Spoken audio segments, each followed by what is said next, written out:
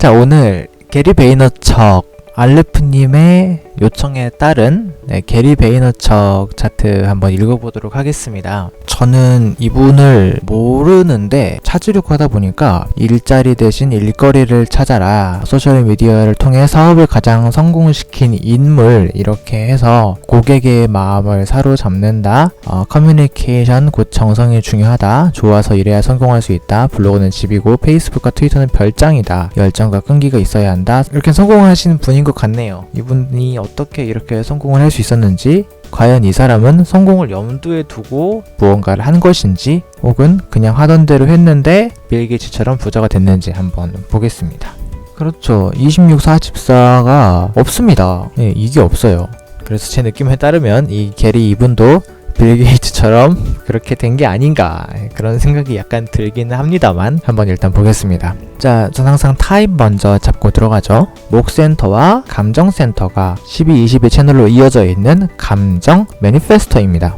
우선 매니페스터의 특성이라는 것 자체가 closed, 닫혀있고 repelling, 밀어내는 그런 오라를 지니고 있죠. 왕과 같은 사람이고요. 현대에서는 강력한 인플루언서라고 했습니다. SNS를 통해서 성공을 했다고 하는데, 더구나 이게 감정 매니페스터고 12, 20의 채널이 있잖아요. 그때 알레프님이었나 어떤 분이 그러셨어요. 그 12번 게이트가 있는데 그 명언을 받아 적는 친구가 있다고 얘기를 하셨던 기억이 있습니다. 아마 제가 이분의 SNS를 본 건 아니지만 이분이 하는 말이 별거 아닌 말로도 명언처럼 얘기할 수 있지 않을까, 이런 생각이 좀 듭니다. 이 36번이 이게 크라이시스거든요. 6번 마찰도 있죠. 30, 41 유명한 채널이죠. 새로운 것들을 찾아 헤매는 그런 채널 중에 이 30번 게이트도 있습니다. 이미 감정센터를 갖고 있다는 점에서 가마력에서 일단 먹고 들어가는 거예요. 가마력 자체가 장난이 아닙니다. 상당히 셉니다. 더구나 목센터로 이어져 있는, 직접 연결되어 있는 12, 22 매니페스팅 채널이 있는 매니페스터잖아요.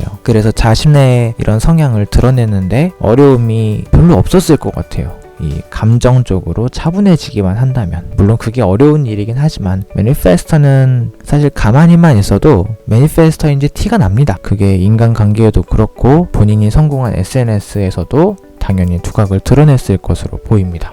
센터들 한번 짚어볼까요? 헤드 아즈나 60일 24, 우리를 괴롭게 한 그 채널이 고정이 되어 있습니다. 이 60일 24는 인디비주얼 채널, 이걸 철학가의 채널이라고 합니다. 혹은 이제 사색가의 채널이라고 돼요. 이 60일 24는 항상 생각이 많습니다. 상당히 생각이 많아요. 원래 헤드 아즈나를 잇는 이 세 개의 채널들은 원래 생각이 많지만 이 60일 24가 하는 생각은 지금 떠오르는 생각이에요. 인디비주얼들이 그렇습니다. 지금이에요. 이 64, 47은 이거는 과거예요. 그리고 63, 4는 미래죠. 미래인데 60일 24는 오직 지금만, 지금 갑자기 이렇게 펄떡펄떡거리는 이 현재를 초점으로 하는 생각들을 하게 되는 겁니다.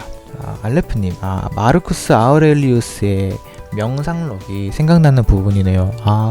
그런 게 있나요? 학교 다닐 때 명상의 시간 이런 거 할 때 들었던 이름이긴 한데 61, 24 채널, 그리고 12, 22 채널 읽어봤고요. 그 다른 센터들도 살살 한번 읽어볼게요.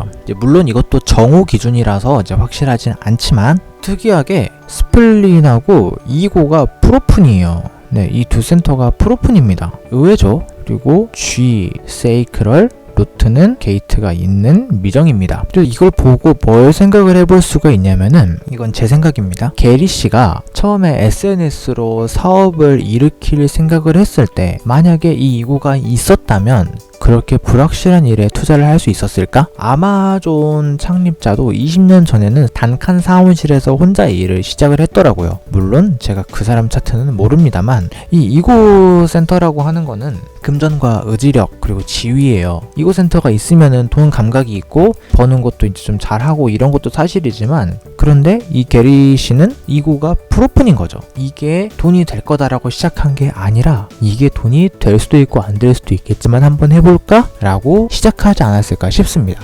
조이스님, 없어서 더 열정적이었을까요? 저는 그럴 수도 있었다고 봅니다. 어쩌면 그래서 남들이 그거 뭐 하는 짓이냐라고 하는 것에도 열정을 기울일 수 있지 않았을까. 54번, 결혼한 처녀라고 하는 게이트죠. 야망의 게이트를 갖고 있습니다. SNS로 사업을 시작했으면은 그건 혼자 사업을 하는 게 아니잖아요. 제 생각이 맞다면 최소 32번 게이트 정도는 하나 갖고 있는 그런 파트너와 일을 하지 않았을까. 이게 게리 베이너척 차트에서 좀 두드러졌던 부분이었어요. 정작 이렇게 사업으로 성공한 사람이 이곳 센터는 프로푼이다. 게리 베이너척이 하는 말도 고객의 마음을 사로잡을 수 있는 콘텐츠, 고객 중심의 컨텐츠, 마음으로 구매를 결정합니다. 코난 오브라이언 쇼에 초대가 또 됐네요. 정성이 중요하다. 노력을 해야 한다. 블로그는 집이고 페이스북과 트위터는 별장이다. 사실 일하시는 분 중에서 거의 회사나 자기 작업실에 안 사시는 분 없어요. 다 있는 겁니다. 성공을 하기 위해서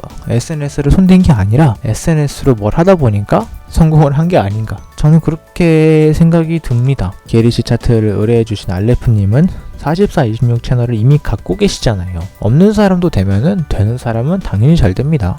알레프님, 애고정이만 사업 성공하는 줄 알았는데 꼭 그렇지만은 않네요.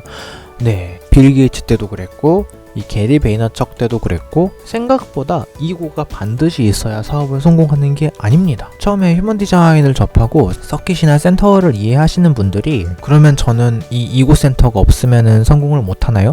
이런 식으로 생각을 하시기 쉬워요. 저도 그랬는데 생각보다 없는 분들도 성공을 하시더라. 게리 베이너척 차트는 여기까지 해보도록 하겠습니다. 굳이 이런 거 없어도 성공이 된다는 걸 보여주는 그런 차트가 아닐까 싶네요.